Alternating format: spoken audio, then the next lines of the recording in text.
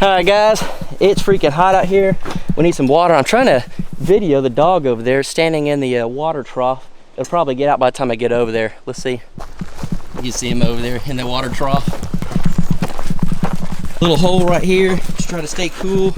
They've been getting in this water that we got from the creek. As you guys can tell, this is good clear water. All our chicks down in here, we'll talk about that in a minute. They got water in there too.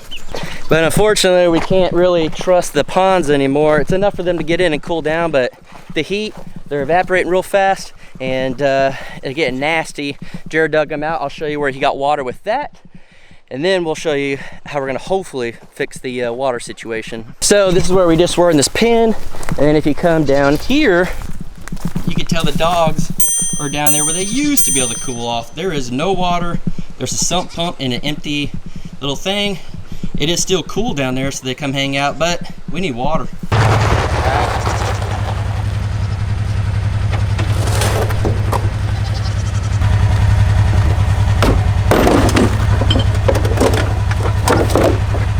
gonna go ahead and ratchet this barrel on here.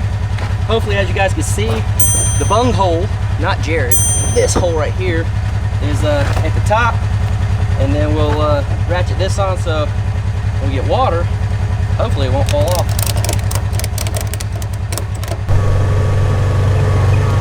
Luckily enough, there's a pond around here. We're gonna drive it over there. We're gonna sump pump some water and hopefully come back with a load of water.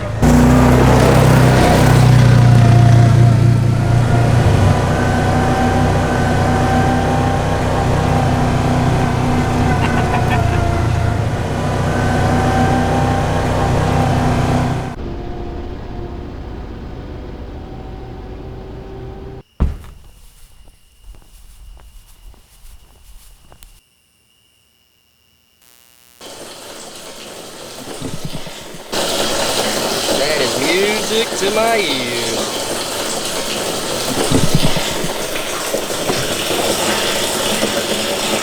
Alright guys, we're about halfway through. Got the barrel halfway, and it's been roughly 8 minutes, so not a bad thing. You know, 20 minutes-ish, and you have 55 gallons of water. For now, we're going to leave it at half, and we're going to take it back and see if we can empty it and do stuff with that.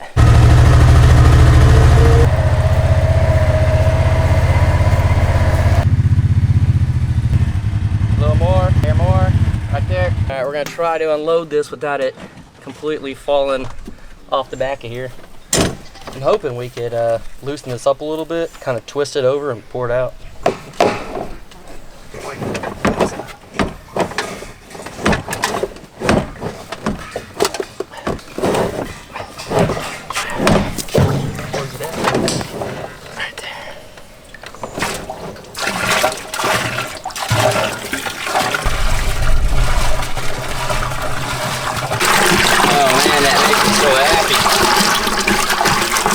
Water, Bubba.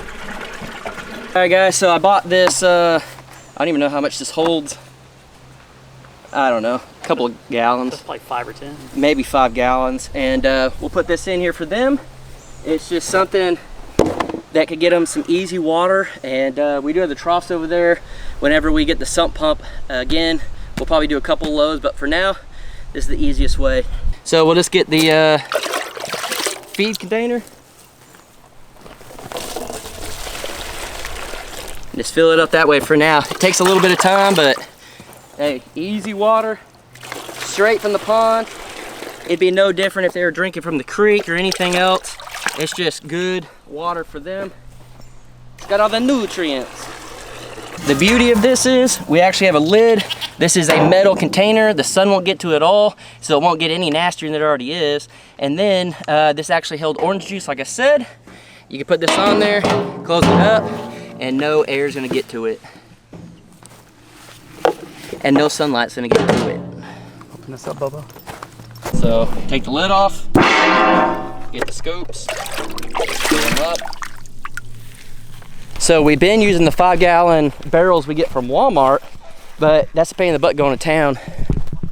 This is so much easier. And it's water for them that's perfectly fine for them to drink. But every day we come out here and we've been giving them fresh water. You know, our water tote over there is no longer, so until it rains again.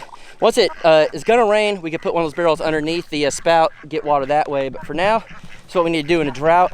And literally, this could save the animals' lives. As you can tell, they're in there already getting water. All right, guys, the reality is this heat is just getting our chickens. He or she is definitely dehydrated. We brought him over here a minute ago. It's just the reality of the heat and these type of chickens. I actually ran into one of our neighbors at Tractor Supply, and he said he lost a few of his meat birds recently because of the heat as well. So it's not anything to do with neglect or anything like that. It's just the heat is so bad. These meat chickens, they're not used to this. They're not meant for this. So we're trying our best to keep these animals alive, even though we will butcher them. I literally have to hold the chicken up because if I let go, it's gonna fall down. So we're just doing our absolute best to keep these animals alive, and that's the reality is a lot of these animals could die if we don't get this water. It's freaking hot.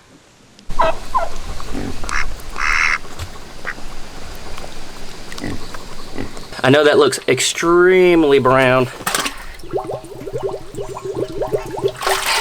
It's really not terribly bad. So don't think that it's just straight dirt. It's not. All right, guys, like I said earlier, we got a batch of Freedom Rangers. These are awesome chickens. They're dual purpose. We'll be able to get eggs and meat from them. They get about 6 pounds live weight. So it's gonna be a pretty good bird, very durable bird around here. The only downside, these freaking goats, they like to climb on top of here and mess with the chickens, but these birds are doing very well. They're not very big right now. They're still little, but they are doing absolutely amazing. We've had them for, I don't know, a week, maybe 2 weeks now. I didn't want to show them as soon as we got them because of the heat. I didn't know if some of them would make it or not. The bad news is we lost some in the mail. They sent us a batch of them, and at the post office, not all of them made it. The heat is so bad that not all of them made it, and unfortunately, that's the reality of it. And the reality is, no matter what, anytime you get chicks, some of them are gonna not make it. So you guys know that we just butchered most of our other ones. You guys saw that we have, I think, 4 or 5 left that we haven't butchered yet, and we need to because of this heat is getting them bad. So we want to make sure that these guys are good. We have another little flock that is just roaming and doing very, very well, free range. So as soon as these guys are a little bit older, they'll be free ranging as well, getting us some meat, getting us some more eggs. I'm pumped. Get in. Guys, I just don't know if you could tell the sweat. It's crazy. It's so freaking hot. This whole episode is basically just making sure everything's good because it's so hot. These dogs, come here, buddy. The unfortunate thing of this is it's so hot that they try to dig to stay cool, and there's no dirt left on our hobbit house. They have taken all the dirt off, but I wouldn't treat it for anything, buddy. These are some good dogs. It's crazy the difference between them. Cowboy over here, he definitely has longer hair, and then Packer's got the shorter hair. I don't know if you guys could tell too much. They are very tall and lanky. They eat a bunch of food, but they're growing up and then they'll fill out.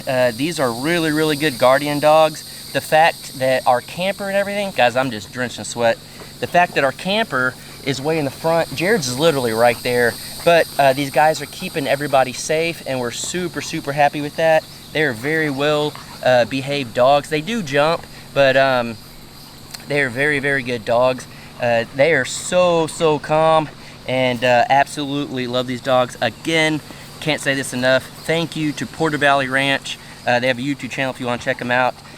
They helped us get these dogs, and they have done us wonders. So very, very thankful for that. They are Pyrenees and Akabosh mix, and they are some of the nicest, sweetest dogs ever.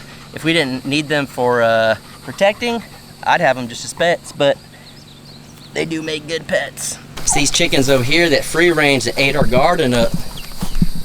There is just nothing left. They have picked everything off. But what's cool is, one, they're out here eating bugs, but two, we did get some peppers, so that's cool. Y'all doing real good, guys. Real good.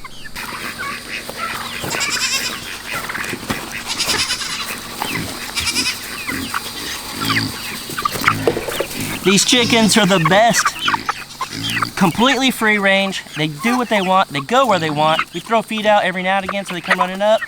Guys, these birds are freaking awesome.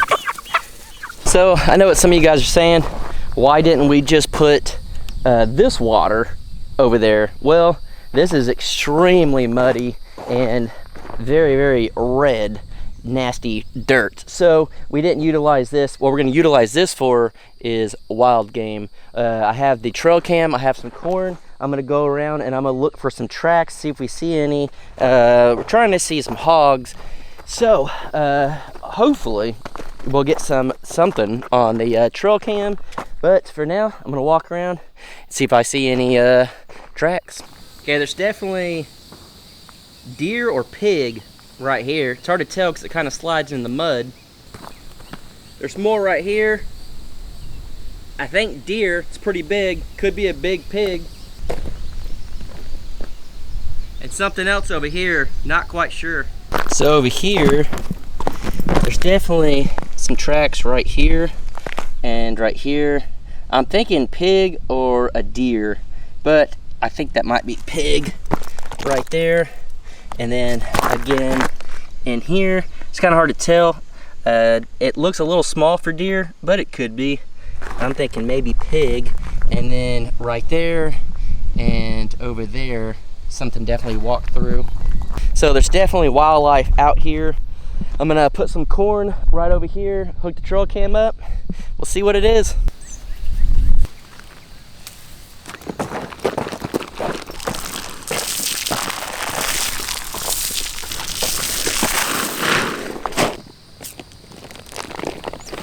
I think this will do pretty good.